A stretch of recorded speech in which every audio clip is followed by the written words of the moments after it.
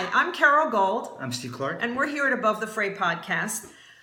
Steve and I were trying to figure out what we were going to talk to you about today, and we were struggling with that. Why? Because instinctively, you want to talk about Trump and Clinton because it's everywhere, and it seems like every day there's news about it, and because everyone is saying all of our attention is what's going to happen in November. These are two bad choices. There's no good way to come out of this.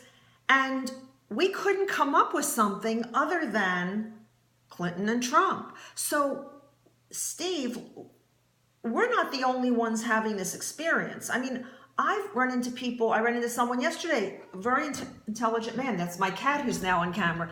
A very intelligent man who said, I'm not voting. And I said, what do you mean you're not voting? I mean, I can't not vote. As a lawyer, I can't not vote because I feel like people have died so we could have a vote, even if the vote is somewhat of a fiction.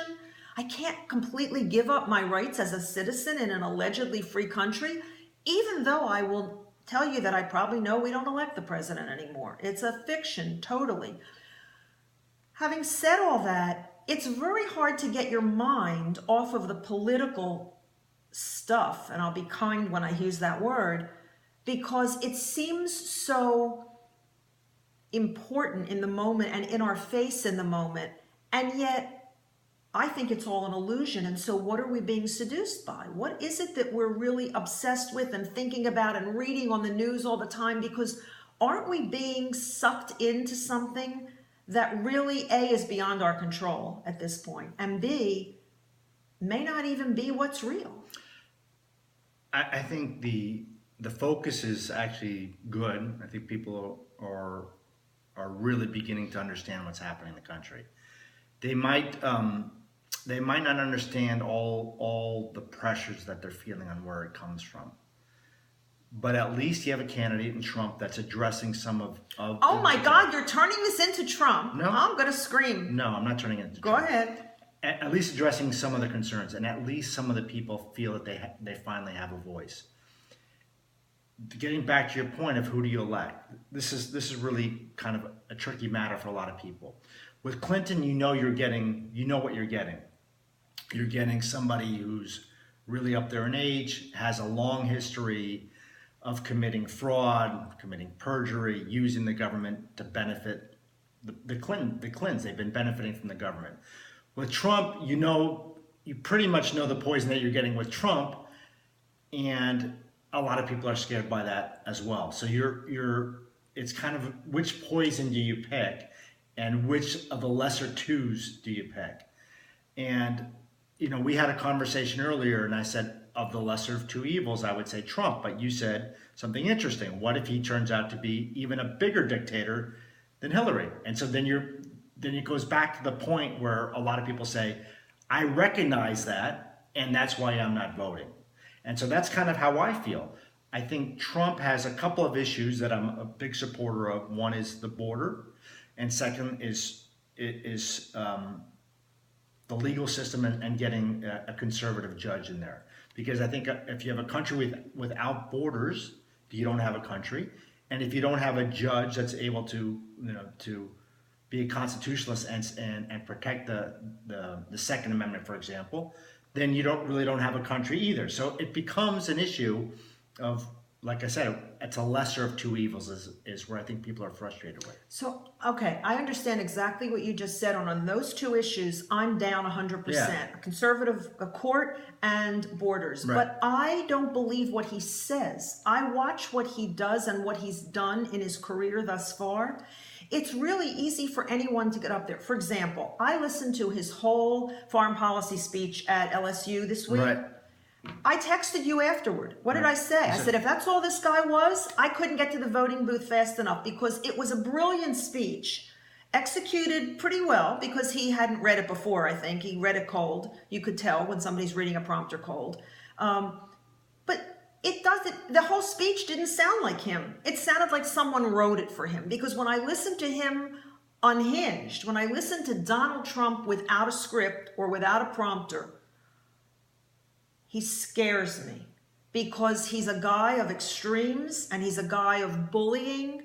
And I still can't get past a president that would have named Little Marco and Lying Ted and Crooked Hill. I still can't get past that base level of adolescent name calling and using it repeatedly as Delbert, the guy who does the Delbert column. Dilbert, right. Dilbert, what's Sam, his? I think Adams, right.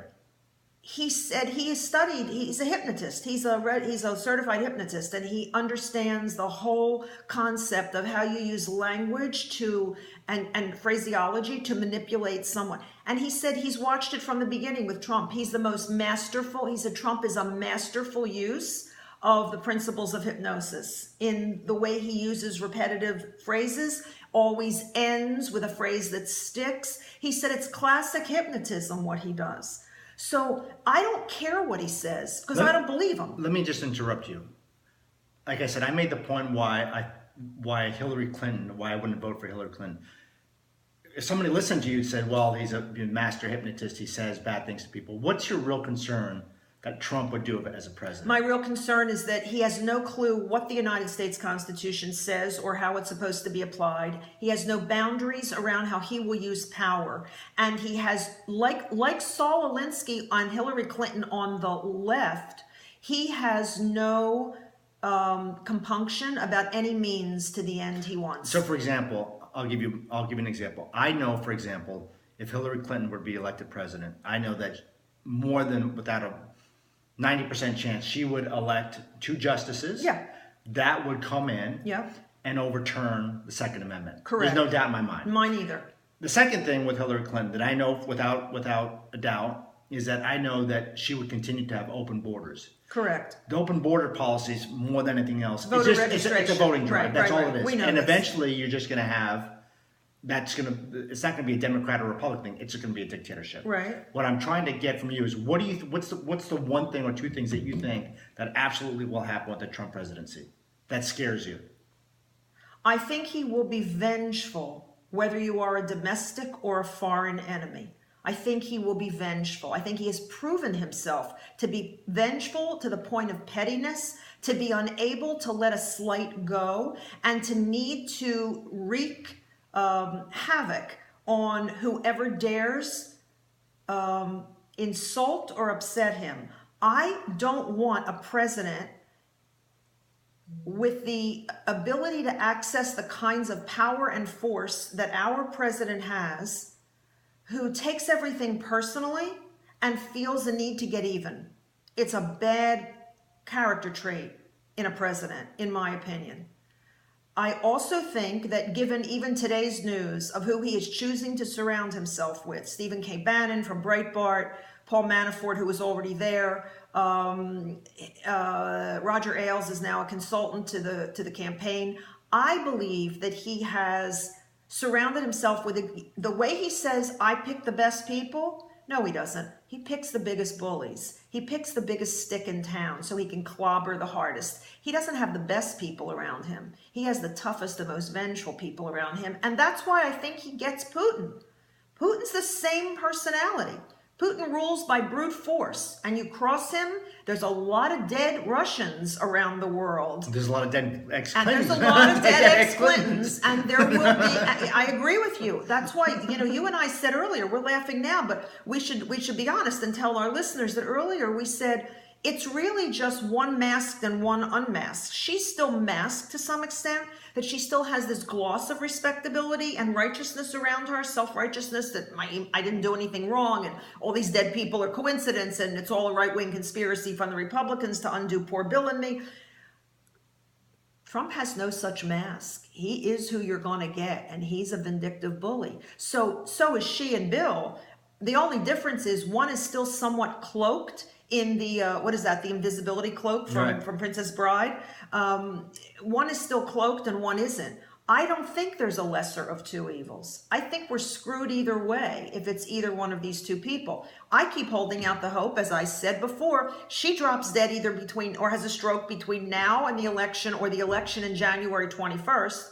In which case, I guess we get Tim Kaine as the president if she... Or maybe Joe Biden if she, No, once she's elected, okay. Won't it be... That's an interesting question. Once she's elected, but not sworn in, I don't know what the succession is. I was just thinking, the only thing I was thinking is maybe if she were to die. Between now and the election, Biden, you could easily get Biden. Absolutely. And I keep hoping he'll do something so mean he'll self-destruct himself. It'll be so evident to the world, at least to the voters, this guy's too mean even for us, even if he's talking about a wall and a Supreme Court that may or may not be conservative.